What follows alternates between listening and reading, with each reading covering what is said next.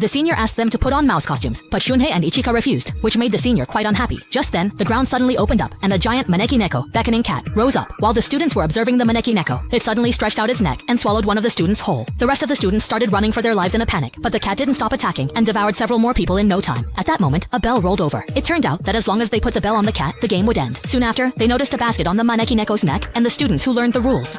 They immediately threw a basketball into the basket and found it wasn't difficult at all. So, they hurriedly asked Ichika to toss the bell to them, then aimed at the basket and threw it. But just as the bell was about to go into the basket, unexpectedly, the Maneki Neko caught the bell, leaving everyone stunned. In the next second, it threw the bell away and slammed that student straight into the wall. Then the Maneki Neko started grabbing at the students again. Gradually, Shun realized that the Maneki Neko only attacked those wearing mouse costumes. Once the students understood, they quickly took off their costumes, and with no targets left, the Maneki Neko calmed down. A nearby student immediately came over to scold the senior, since he was the one who made everyone wear the mouse costumes. While the two were fighting, the Maneki Neko suddenly swallowed another student. That student had just wanted to go teach Shun a lesson.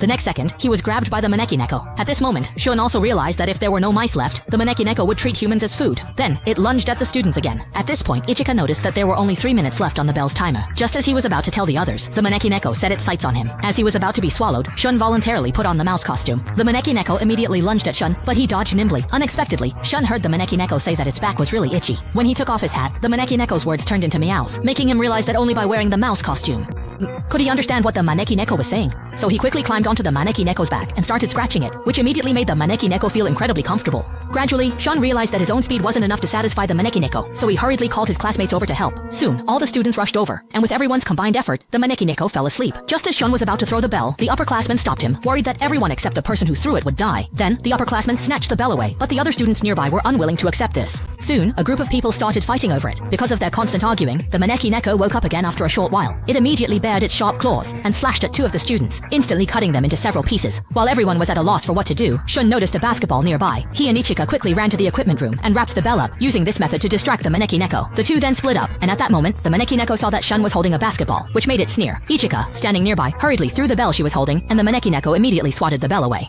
Fortunately, Ichika was agile enough to dodge this deadly attack, but what the Maneki Neko didn't expect was that what Ichika threw was actually the basketball. The next second, Shun threw the bell, which had been hidden inside the basketball. The bell immediately flew toward the hoop. However, to everyone's surprise, the bell missed the basket. At that moment, Amatani suddenly caught the bell and dunked it directly into the hoop, thus ending the game. Just as the Maneki Neko was announcing the list of survivors, Amatani went over and killed all the other students, thinking they were just burdens. But then, the Maneki Neko sprayed a thick white mist, causing them all to pass out. When Shun woke up again, he was shocked to see his first love. As the two reminisced, Shun noticed there were 2 other people in the room, survivors from the previous 2 rounds. At that moment, Ping Liang pressed a button.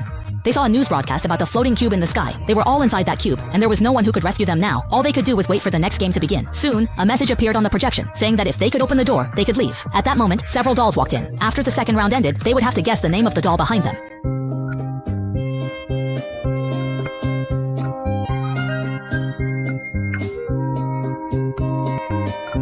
The Jujube Seller.